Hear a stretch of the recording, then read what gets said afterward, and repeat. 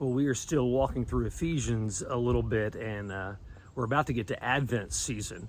But in Ephesians, we are looking through the second chapter, which starts talking about what it means to be unified and to be one, to be alongside each other. And especially right now, that's just really hard. That's kind of hitting us right in the face of convicting us of how have we not done that recently?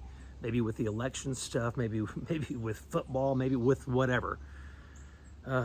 We are so prone to form groups, to be us's and them's, to be insiders and outsiders.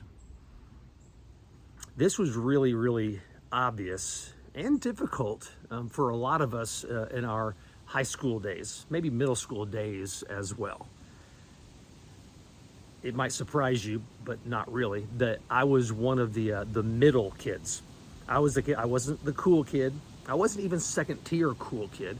But I also, I grew up in the 80s, so I wasn't out in the smokers area because our high school had a smoking area. I wasn't in the kids who didn't have any friends. I was just right there in the middle. Like a lot of us are kind of right there in the middle. But we're so prone to categorize, to put people in the in and the out. And we have here in the book of Ephesians a really wild promise and calling. It's in chapter 2, verse 13. It says, "But now, in Christ Jesus, you who once were far off have been brought near by the blood of Christ, for he himself is our peace, who has made us both one and has broken down in his flesh the dividing wall of hostility." See, even in the church, we do the us's and the them's. We have categories. We do it denominationally. We do it in all sorts of ways. And the wild thing about Christianity, about the early church, and it's really about all of God's people for all of time, even from the very beginning. It's easy to look at the very beginning and say, well, there's the cluster of Israel, and then they're at war with everybody else. But really, in Genesis 12, it's talking to Abraham about how he is being blessed. And then God says, and now go be a blessing. Go love other people. And the earliest church, first, second century church, and as we're looking at Ephesus, it was a really culturally strange community. It was even made fun of by a lot of the history scholars that said, don't worry about Christianity, it cannot last because it's full of slaves, women, and children.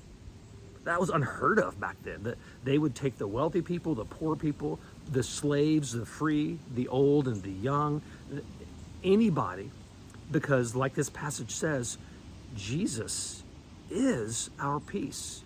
He's the one that brings and knits all people together under him, inside of him. Now, it's not saying be unified with everybody in the world. It does say to love everybody in the world, but it's saying that all who are in Christ. He's not saying go be one. He's saying you are one.